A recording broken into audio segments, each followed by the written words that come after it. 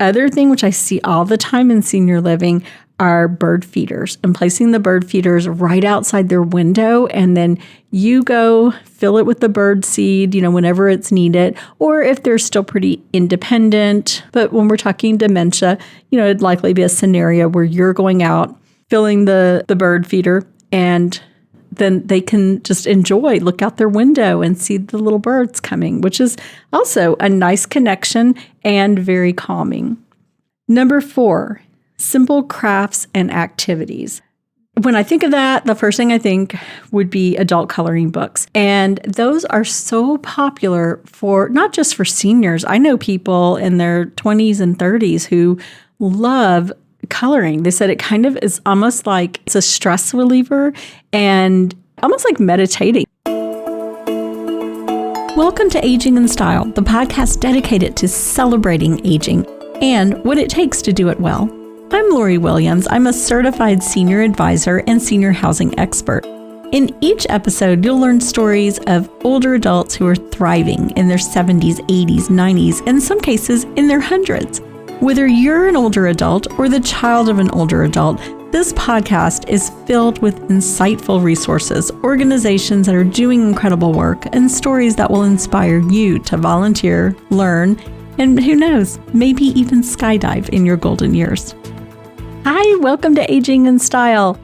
On this episode, we are talking about Mother's Day, and not just Mother's Day. We are talking about Mother's Day gifts of love for moms, grandmothers, whoever your mother figure is, who have dementia. And it makes the gift buying a little unique when your loved one has dementia. And of course, there's different levels of dementia and where they are on their journey. They could be early stage, they could be mid, they could be late. But it does bring in kind of the question, what am I going to get mom, grandma, or mother-in-law for Mother's Day? And so that's what we're going to address today. I've given this some thought, and I have 7 different categories that we're going to talk about and, why they may be a good gift. And some may even be a good gift even if your mother figure doesn't have dementia. Maybe they're in independent living or assisted living. So I think a lot of these are great gift ideas that most moms, and speaking as a mom, that I would like too. So let's get started. Number 1, sensory gifts. And when I say sensory gifts, we just want some kind of an item that is going to engage the senses, which is very important for someone with dementia. It could be something as simple as a really soft to the touch, cozy blanket, something that they're going to really enjoy touching, maybe wrapping around themselves. A lot of times older people are cold. And so that might be a nice gift for someone. Also, maybe like a really nice sweater in their favorite color, just a really soft, with some texture to it sweater. Another thought would be scented lotions. And maybe your mom always loved like rose scented. Find a rose scented lotion and have them smell it, rub it on their hands, on their arm, because you're getting not only the sense of smell, you're getting the touch. And, that's really important to feel that, just rubbing the lotion onto their arms and to their hands. Fidget blankets are another excellent sensory gift. And if you've never heard of a fidget blanket, what they are a blanket that has different things attached to it. So there's zippers, there's buttons, there's little soft squishy toys sometimes, there's different fabrics, so different feels. So it's something a blanket that is created and they can lay it on their lap and just kind of fidget with it. Now, fidget blankets, you can, and I just did this before I started the podcast, you can go on Amazon and type in fidget blanket and there's a whole bunch of options. So you could just buy a blanket.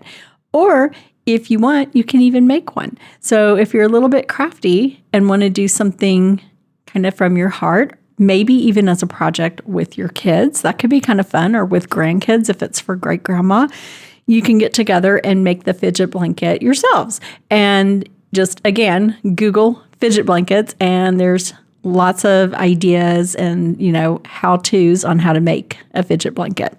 But if you're crafty, it's not like a super hard craft to do. So I'm sure you can figure it out or just buy one. Number 2, photo album or digital frames. So my grandmother, I've shared before, my grandmother Emelita had dementia, and my mother and aunt had made a photo book for her. And it was just pictures of, throughout her life, her kids, her grandkids, her brothers and sisters. I think they even had some pictures of places she had lived. And then underneath, everything was labeled so she could read, okay, this is Lillian, my daughter. This is Edna, my daughter. And it was wonderful. She'd like to just look through her book with people. And it was nice when people would visit, or, if she had a caregiver, they could see, oh, okay, this is your granddaughter or your grandson. It's a wonderful thing to have for someone with dementia. Now, you can create not a fancy book, just throw a photo album together and write in different names of people. Or if you're into scrapbooking, you can zhuzh it up and make it as fancy as you would like. So that is just completely up to you what you want the book to look like, the photo album. Or you can go with the digital frames. And I will tell you, I have been seeing lots of these when I visit all different levels of senior living, from independent, assisted, and memory care. And what these are, I'm sure you've seen them, it just rotates through a whole bunch of pictures, and you can upload, I think there's an app for each one. So you upload the pictures to it. So say your mom lives in Texas, your daughter just had a baby and they live in New York. She can send pictures if she has the app and just upload those pictures directly to the digital photo frame. So pretty cool. Then grandma is seeing the pictures come in. So they're always changing, and then they rotate through all of the time. So again, I just went to Amazon and I put in digital frames, and there's a ton of them. You just decide what size you want. There's different sizes, there's different colors, there's different manufacturers, there's so many different options. You will have no trouble finding one. And also, they're on sale. I saw that they're on sale for Mother's Day. So that's a hot ticket right there for any mom, I think. Okay, number 3, nature-inspired gifts.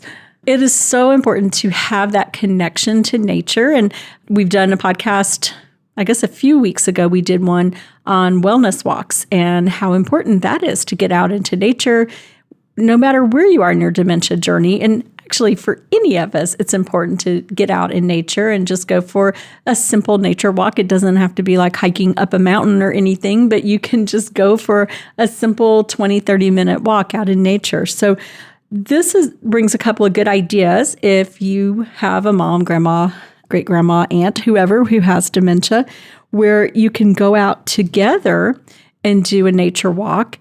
If they're at that level still, you could pick up leaves, acorns, twigs, feathers, whatever you find in nature, and let them hold it together and talk about it, and then put it in a box, a special box that's going to be their nature box. Now, as someone becomes further advanced with dementia, you would probably not leave this with them, because sometimes some people can, become so confused that they would put this in their mouth, and you don't want them putting an acorn or a leaf in their mouth. But it could be something that you do together when you go to visit. You bring the box, let's look at the nature box together, because it can have a really nice calming effect to have that connection, as I said, with nature. The other thing, which I see all the time in senior living, are bird feeders, and placing the bird feeders right outside their window. And then you go fill it with the bird seed, whenever it's needed. Or if they're still pretty independent, or even, independent living or assisted living, a lot of times they have them and they fill them themselves. But when we're talking dementia, it'd likely be a scenario where you're going out, filling the bird feeder, and then they can just look out their window and see the little birds coming, which is also a nice connection and very calming. Number 4, simple crafts and activities. When I think of that, the first thing I think would be adult coloring books. And those are so popular for not just for seniors. I know people in their 20s and 30s who love coloring. They said it kind of is almost it's a stress reliever, and kind of I guess it's sort of almost like meditating, that you just kind of you're not thinking anything other than just coloring this picture, just kind of zone out. And so that's a really good activity for anyone, but it's a great one for people with dementia. So you could buy an adult coloring book. There's tons of them. Obviously, Amazon, again. Y'all, I wish I had stock in Amazon.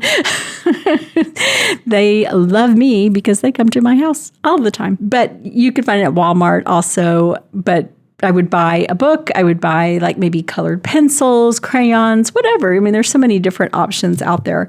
And, have that as a gift. It's something, if they're further advanced with dementia, maybe it's something that y'all do together. Kind of going along with that, you could do like sort of the easier puzzle sets, and that's another great activity to do together if they're struggling with it. And a craft together is always a great thing. And I remember when my kids were younger, we would get these little craft set kind of things. I think it was, I want to say like Oriental Trader. I think that was the name of it. Or you can always go to Hobby Lobby or Michael's, and they have these little sets together, like little craft kits. Maybe you make a frame together. It doesn't have to be anything elaborate. And I think it would be super fun to do as a family. So maybe it's grandma and you and your kids or the grandkids, and everyone kind of work together to do the project. That could be a fun thing. Number 5, customized music playlists. We all know when we hear a song, it takes us back, right? There could be a song pop on and all of a sudden you're 8 years old, or you're back in high school, or, it reminds you of when your kids were little. I mean, that's just what music just has, that effect on us. So I know for me, when I hear the song Mandy by Barry Manilow, I think it was like popular, I want to say like 1973, 74, something like that. It brings me back immediately. I am 8 or 9 years old. I am in the car. My dad's driving. I'm sitting next to him in the front seat because it was the 70s and we didn't know anything about like being safe in the car. So we probably didn't have a seatbelt on either. And my dad was probably smoking a cigarette. So it was just a different time, right? Anyhow, but it just brings me right back. I am sitting next to my dad. We are driving from Mississippi, where we had a camp. We would go on the weekends. My dad was a big fisherman. So I just, I have that all in that moment. We're driving from Mississippi back to Baton Rouge, where we lived, and I'm there, in that moment. And that is the power and beauty of music. So it's a good way for them to connect. So think about songs that that your mom liked. Maybe it's the era, maybe it's, maybe things from the 50s or 40s or whatever it may be. Music from their childhood, music from when you were a kid that y'all listened together and maybe danced to together, their wedding song, anything like that, and make a playlist for them. So very important. And I love music as a great option for a gift. Number 6, dementia therapy dolls. And we had a podcast about the Grandbaby Project. So this is becoming more and more popular, and I'm so glad that it is. I will tell you, I have some people say to me that it is upsetting to them to think of their mom holding a baby doll. And I can see where they're coming from, but then again, I think the main thing is anything that is going to bring someone with dementia peace and a sense of purpose, you do it. And what I've seen with the baby dolls, the doll therapy, it's amazing to see the change that comes over someone when you hand them their baby doll. And the Grandbaby Project is amazing. And we'll definitely put a link to that podcast. And if you want to learn more about them, you can go to thegrandbabyproject.org. That's the website. But I was at an event Friday. We did a Cinco de Mayo event, and we went to a memory care, and there was a precious lady holding her baby doll. And speech for her was very difficult, but we understood what she was conveying, and she was taking such good care of that baby. And we were playing the music, and she had the baby bouncing on her lap, and we all went over and told her what a beautiful baby she had, and she said she's a good baby. And I'm just like, oh, so sweet. But it gave her such a sense of purpose, and she was taking such good care of that baby. And I'm sure it gave her a feeling of calm as well. And that's what we want. We want people to not to feel anxious and sad and without hope. We want them to be happy and have purpose and feel calm. And if that helps them, my goodness, get them a baby doll. And, dementia therapy, when we did the podcast episode, which I'd love for everyone to go and listen to if you haven't already, we talked a lot about how it's very popular in Europe. It's just making its way here to the States, and it is starting to explode and become so popular, and I'm glad to see that. Number 7, time together. And with all of these, I think we can kind of work in time together, but time is the most precious gift that we can give. Nothing better than you with your mom, with your grandmother, with your mother-in-law. And that quality time, again, there's so many things you can do. You could color together. You can do a puzzle together. You could make a fidget blanket together. You can go on these nature walks together and make a nature box. Or you could do something, maybe your mom loved making banana bread. So bring her to your house, have all the ingredients, and make banana bread together. And maybe she can't measure, but you could put the sugar in the measuring cup, let her or help her put it in the bowl. Just if she was a big baker and enjoyed doing it, I'm sure those memories are going to come back to her. She's going to smell the ingredients. She's going to smell the baking bread. And all of that, who doesn't feel comfort when banana bread is baking in your oven, right? I mean, I don't know who, because it brings me great comfort. My daughter comes home from college and bakes usually banana bread and many other things in my house, and it is very comforting. Not good because I eat too much of it, but but it does bring me comfort. But anyhow, those are some of the things you can do for time together. You could just, like I said, go on a nature walk together. You could even just do something as simple as sitting and reminiscing. And she may tell you, maybe your mom's going to tell you stories of her childhood. Maybe she's, depending on where she is in her journey, maybe she's talking about when she was dating your dad and may still think that she's in that dating stage or that you're a young child. So just kind of, like we always say, just join their journey and where they are and let them talk to you and reminisce. And when you can put something in that they remember, then, wonderful. That's great. Then you're sharing that memory again together. So those are my thoughts. I just think it's so important that the cost of the gift isn't what's important. What's important is just creating those meaningful memories with your mom, grandma, mother-in-law, aunt, like I said, whoever it is, whoever this person is, that's a mom-like figure to you that you love and you want to do something special for. Those are my thoughts. So please share this with your friends and family, especially if they have a loved one with dementia. And then you can go and listen to all of our podcasts, which there are many. You can find them on the website, which is lorywilliams-seniorservices.com.